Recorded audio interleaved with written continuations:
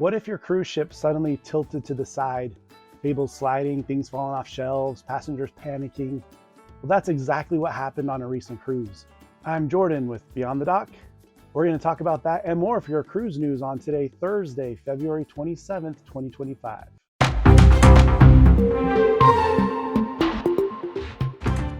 Let's jump right into our main story. On February 24th, the Crown Princess started their voyage out of Sydney, Australia to New Zealand for a 14-day cruise.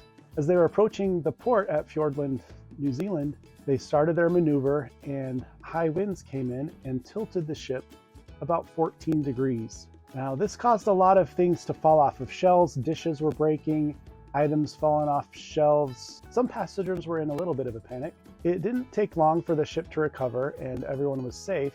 They reported that there were only minor injuries, so nobody was seriously hurt, and there was no damage to the ship. The ship was able to continue its itinerary, sailing back out of Fiordland as scheduled. The only damage that was reported was the pool on the Lido deck did overflow a little bit into Horizon's food court, which the crew quickly cleaned up and took care of, and it was able to reopen. Ships have stabilizers that prevent about 90% of the tilting that can occur. This sort of thing usually only happens in the open ocean, where winds can pick up a lot quicker. Tilting actually only occurs on less than 0.01% of cruises, so it is very rare. Now, the Crown Princess is no stranger to tilting, actually.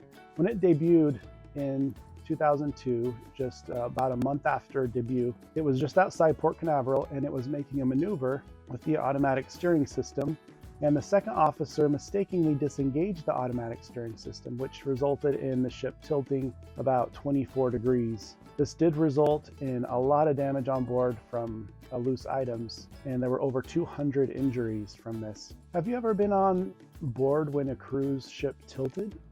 I'd like to know your experience. Let me know in the comments. Next up is a story from Carnival, where one passenger thinks that Carnival needs to change their buffet policy.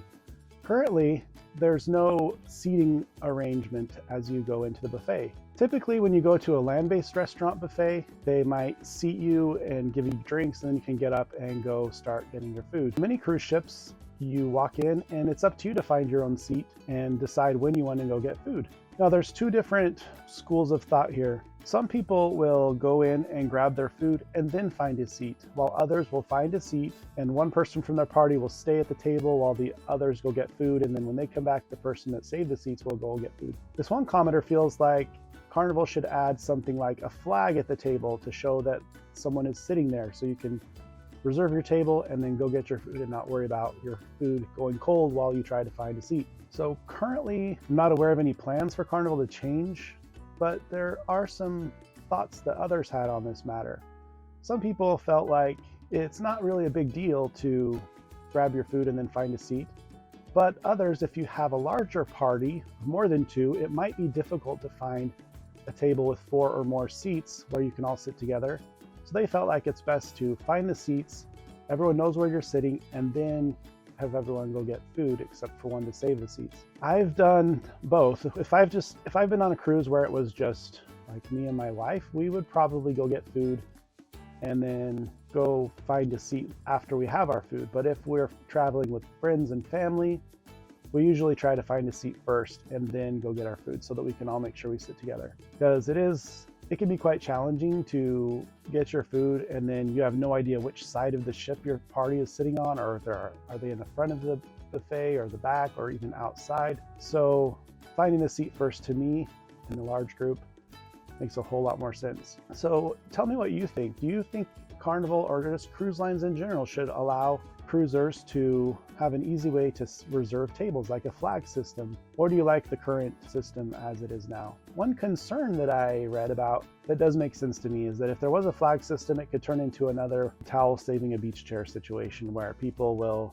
get up early, go reserve a table, and then go about their day and come eat whenever they want to, leaving a lot of tables empty when people do want to eat.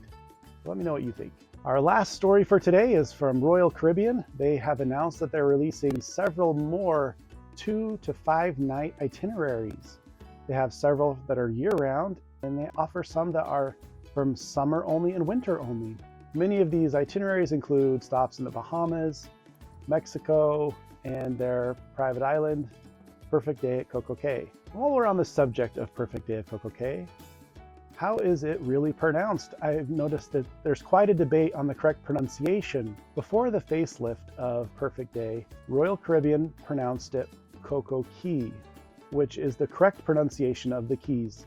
Like we have the Florida Keys, Key West, it's a key. But the spelling in English looks like K, so that is why many Americans call it K instead of key. So what's the correct way to say it?